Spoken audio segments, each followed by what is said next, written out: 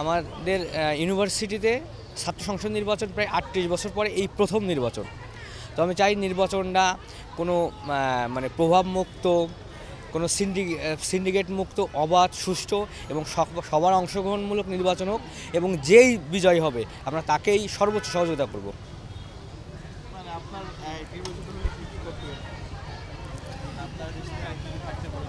আমাদের যেহেতু আমাদের নির্বাচিত সময়কাল ১ বছর, তো আমি যদি বড় বড় প্রকল্প ধরি এটা আমার পক্ষে সম্পন্ন করা সম্ভব না। সো আমি যেমন আমাদের জাতীয় নির্বাচনে বাংলা জাতীয়বাদী দল যেমন ছোটো ছোটো মেগা প্রকল্প করবে, আমি এরকম ১ বছর মেয়াদি জগন্নাথ বিশ্ববিদ্যালয় শিক্ষার জন্য ছোটো ছোটো প্রকল্প করব। যেমন আমাদের আবাসন সমস্যা, আমাদের মানে ছাত্রছাত্রীর বিল্ডিং যেখানে আমরা ক্লাস করি এটা ঝুঁকিপূর্ণ, এইটা মেরামত করব।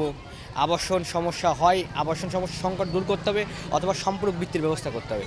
এছাড়া আমাদের ক্যান্টিন সমস্যা আছে, আমাদের ক্যাম্পাসের বাইরে যানজট আছে, পরে আমাদের এলাকাটা সদরঘাট হওয়াতে মাদক আসক্ত একটা আখড়া আছে, এইটা দূর করার কাজ করব। ছোটো ছোটো যেগুলো শিক্ষার্থীদের জন্য ১ বছরে সম্পন্ন করা সম্ভব, আমি সেই সব প্রকল্প সম্পন্ন করব।